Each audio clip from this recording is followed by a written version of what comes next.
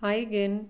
What if I told you that all you need is about 20 minutes a week to make your own compost? Surprising, isn't it? And you don't need that much money either. Um, if you have some pots that you want to recycle, like these, that would work. And if you were to buy these in the market, it could cost you only about 150 rupees. So with just 150 rupees, you can build your own vermicomposting bin, which is perhaps the easiest method to do vermicomposting. I mean, honestly, I tried the other composting methods all these years and it just wouldn't work. I had maggots in my compost, it would smell, there would be a lot of flies. I don't have any of these problems with this vermicompost bin that I have started working on. Why? Because I put them in clay pots first. So generally, I mean, you see a lot of YouTube videos where they are doing vermicomposting in plastic bins. It's so hard to keep the earthworms happy and in the correct temperature in a plastic bin. Whereas with the clay pot keeps the worms warm during the winters and cool during the summers. I live in Haryana in Sonipat, so these worms thrive and survive and make a lot of compost for me, even in the height of summers, which can go up to 45 degrees Celsius. And in the height of winter, for instance, today it is as low as 6 degrees. It can even go below to 0 degrees, and the worms are really happy and fine because the clay pot seems to sort of insulate them from both the heat and the cold. So, how does one go about setting up a vermicompost bin like this? I had a local supplier deliver some earthworms to me.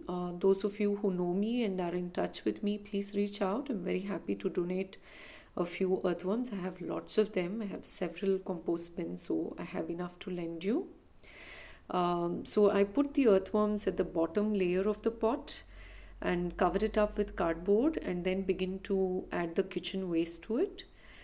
If you don't have dry leaves or twigs, no worries. You can just use your Amazon parcels, brown cardboard or brown paper that you get, wrapping paper. That will do.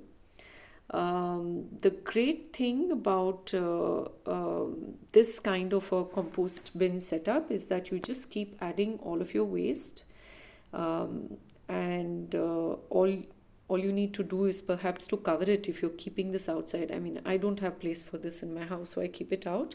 I cover it like this with a cloth to prevent lizards and frogs from entering because they love eating up my earthworms. So that's all you need. And you water your compost about once a week. In fact, even during the summers as well as during the winters, I water my compost once a week, and that's about enough. If there is excess water, that will be absorbed by the pot. I don't care too much about. Of course, I will not flood it with water. I just need to keep it a little moist. For instance, you can see that the moisture, let me just try and remove some compost from the bottom and show you. You can see that there is still a lot of moisture at the bottom. So this kind of moisture is enough, this amount of moisture, right? So that once a week watering, I will put my hand and check and make sure that it is not too wet. If it is too wet, I will not add water, but otherwise I will add a little bit of water. I mean, there have been times when I've overwatered my clay pot and the earthworms have still done very well, so no problems.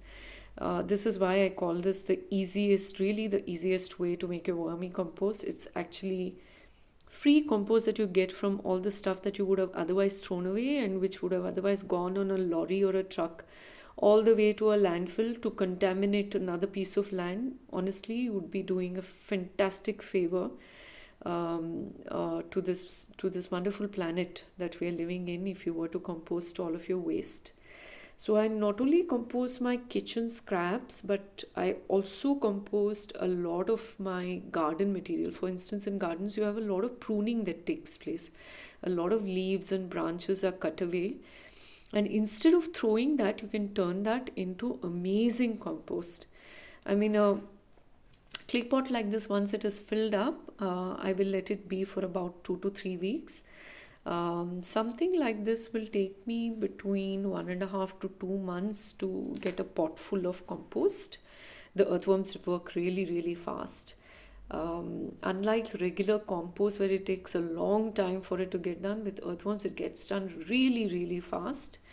You can see I've just harvested one pot of compost from one of the pots that I had. It's excellent vermicompost. The best thing is this vermicompost does not come in a packet from some other part of the uh, city or the town that you live in. It is made in your own home, so you have a good amount of quality control in terms of whether it is real vermicompost or not, because you're really not sure whether what you're getting on Amazon or any of these other sites, you have no idea whether it is really vermicompost or just plain compost which is being sold as vermicompost, because vermicompost is really the best form of compost. It's the most nutritious compost that you can give your indoor, outdoor plants as well as your kitchen garden.